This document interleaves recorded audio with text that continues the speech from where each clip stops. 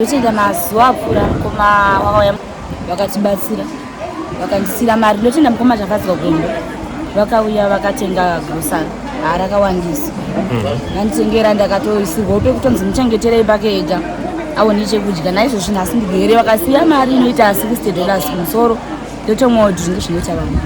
Saka panguva ineyi ndotenda Mwari kuti handisina chekunyanya kuchema.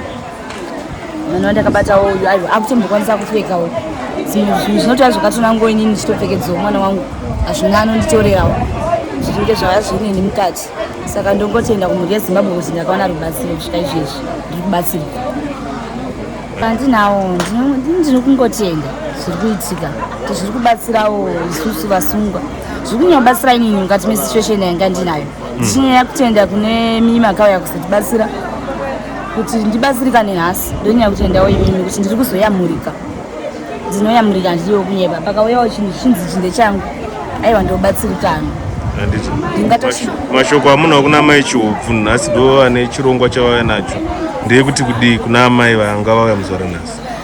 Kuna mai yangu yamuzuva ranhasi mashoko andinawo tinongopa kutenda nekuuya kwavaita kuzotiona nekutirangarira.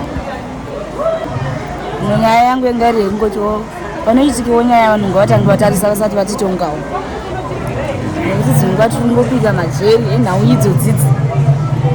Dzimwe nguva nanhasi vabereki vangu vasitauya kuzondionawo svika izvezvi. Awa zvichagadzirika. Ndosaka takakuita interview. Manga muchitotenda kuti kuna vanhu vari kuuya vachikuona kuburikidza neinterview. Ndotenda mukoma tafadzwa gondo vakauya vaine mumwe wanga wainaye handiri kunyepa kubva pavakauya kusvika izvezvi.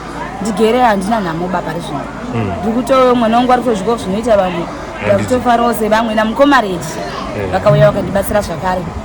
Mukoma tafadzwa navo vakauya naye vandakanga makutaura kuburikidza nevamwe vakauya zvakare vechidzimai mazita handina kuaziva vakandisira nhamba kuti ndizofonerana navo. Saka zvinezvi ndigere zvakanaka. Handiti awa zvinokuti